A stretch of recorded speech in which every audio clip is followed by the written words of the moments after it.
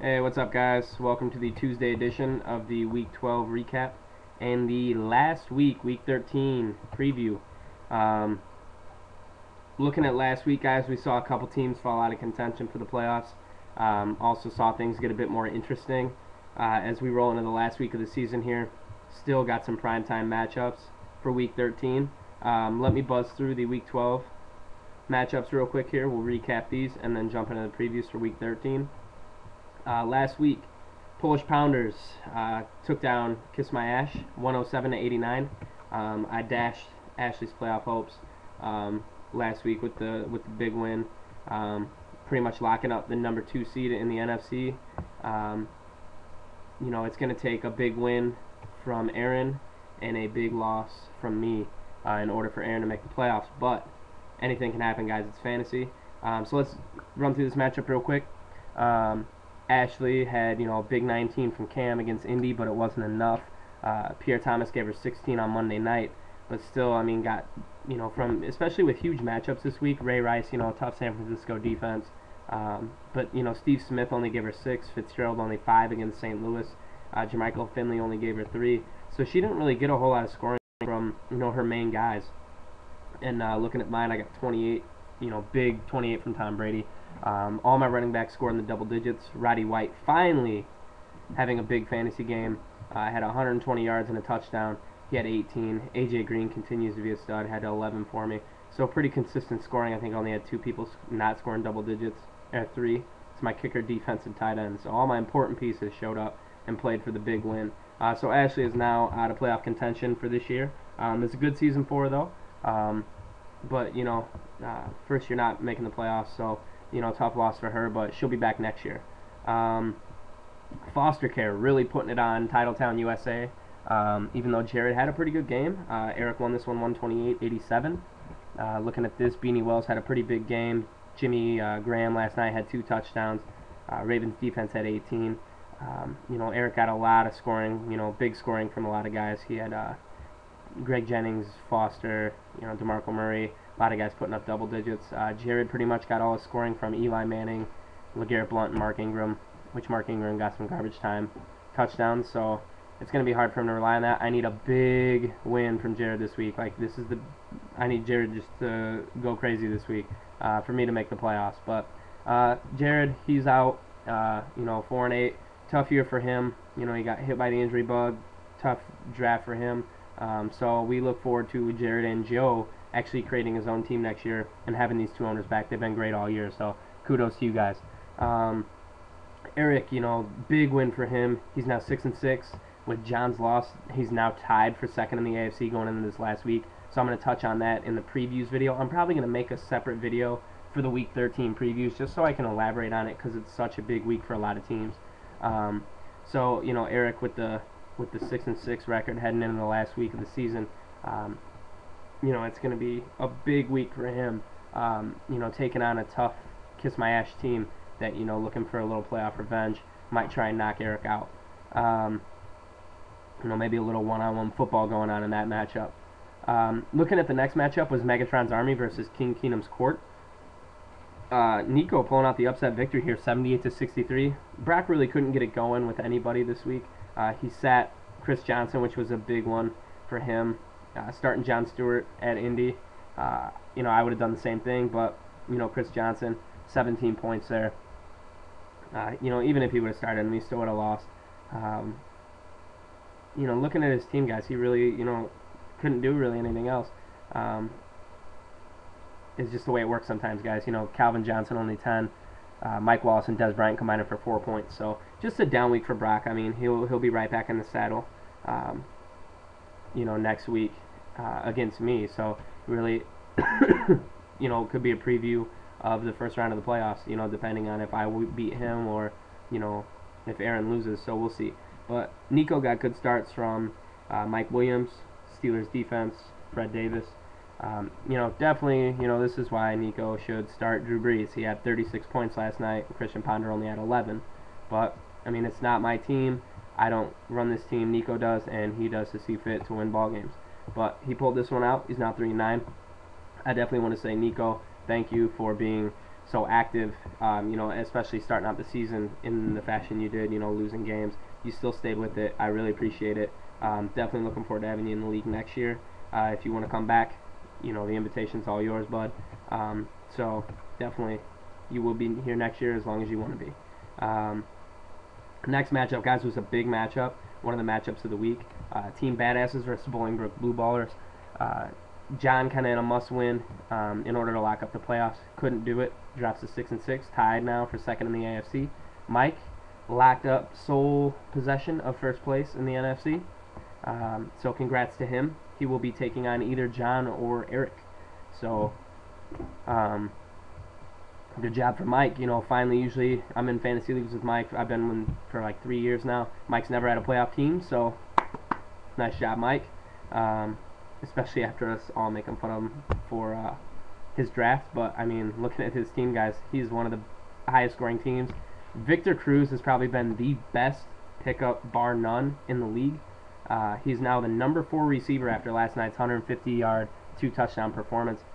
Victor Cruz is like, I can't even compare a guy, who's jumped from being a pickup to, a top 5 receiver. I can't remember the last time we've had one. So, good job for Mike. Great find for him. Brandon Marshall with 16 this week. Maurice Jones-Drew and Marshawn Lynch combining for 34 points. Ben Roethlisberger disappointing 9, but, when you score 117, you're going to be hard to beat. John, looking at John, 2 people led this team. Matt Ryan had 22. Sebastian Janikowski actually had 23, and that was it, guys. He had nobody else in double digits. He could have started Fitzpatrick, but excuse me. Fuck, I've been battling sickness all week, guys. Bear with me, please. Ryan Halou had 21, but John wasn't going to win this one. It was a tough matchup for him. He's looking to bounce back next week. Got a big matchup. He pretty much needs to win in order to make the playoffs. So, Week 13 is going to be just as exciting as Week 12. A lot going on. Both teams are still in it, guys, so I'm not going to say my goodbyes and thank yous just yet because these teams are going to be here next week battling it out for more playoff position. And the last matchup of the week, which is one of the biggest as well, was Autobot Revolution versus the Regulators. Aaron pulled out the 84-79 victory to knock Jobby out of the playoffs. Real quick, Jobby, nice lead, nice job this year. Dropped to 5-7. It was an up and down year for him. He had a lot of injuries this year with Michael Vick going down a lot. Losing Fred Jackson right in time for the playoffs, it really hurt him. I think if he would have had those guys, he could have been a force to be reckoned with. He's had to start Tebow, who hasn't really been bad for him, but Frank Gore, C.J. Spiller, two running backs combined for 9 points. That's not going to do it. Wes Welker gave him a run for his money with 23. But, this matchup was really fun to watch because Aaron had the lead and had nobody else going.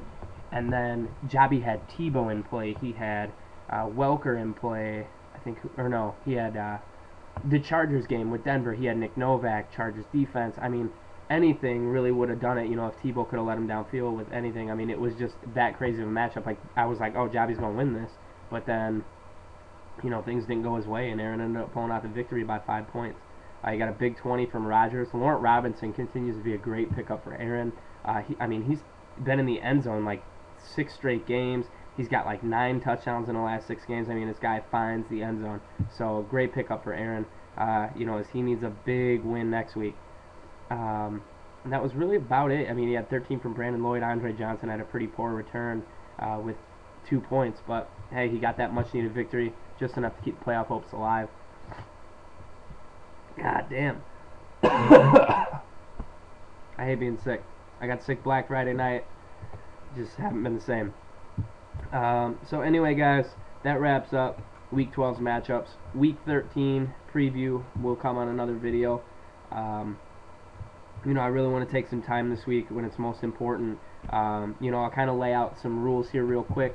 If there are any tiebreakers, guys, which, there's a possibility of 2 this week between me and Aaron and John and Eric.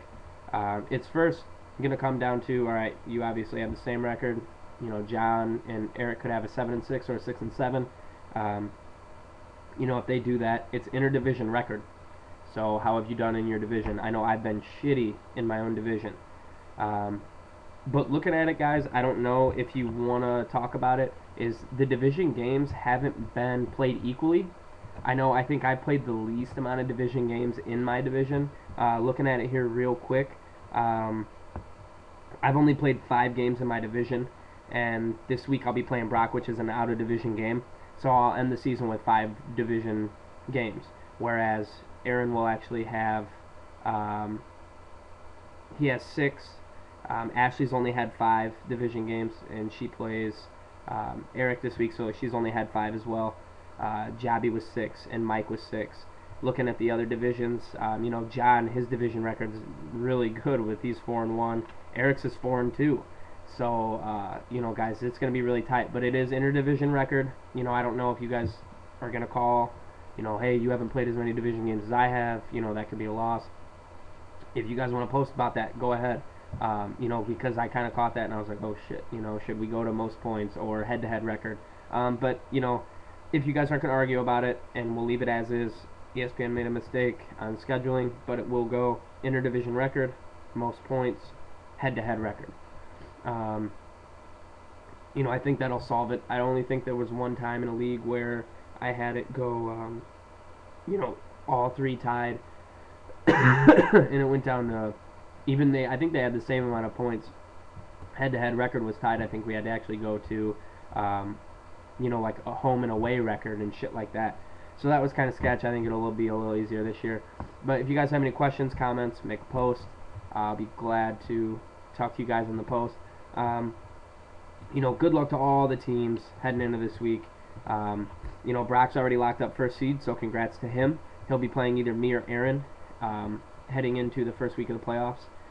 Congrats to Mike for locking up number 1 seed in the NFC. He will be playing either Eric or John. So the guys, the playoffs are going to be really fun to watch. I think on any given day, a team can win or lose. It doesn't matter, guys. Fantasy's been so up and down this year. You look how close the league was going down to this last couple weeks. The divisions were tight, records were scattered, and looking at, if John and Eric both lose, you're looking at, a sub 500 team making the playoffs. The division and the league has been very competitive. I know Aaron made a post on 6 teams in the playoffs. I don't feel that 6 teams would be an advantage for us, mainly because it would take away the prestige of making the playoffs. If you have more than half your teams make the playoffs, it just doesn't have that same effect as only 4 teams. It doesn't seem as prestigious. Or as, that elite fraternity of teams that make the playoffs. I think 4 is a good number. It's cool having 2 wild cards, but then again, you have maybe like a 5-7 team make the playoffs, and then they run the table. It's kind of cool, but at the same time, they wouldn't, earn the right to be there. So, in closing, guys, good luck this week. Have fun. That's what fantasy's all about. Some big, huge matchups for 5 teams this week. So, hang in there, guys. Have fun. And I will make the post on the preview coming up here. So, be sure to check that out. Click the link down below. And, have fun, guys. Alright, good luck. Later.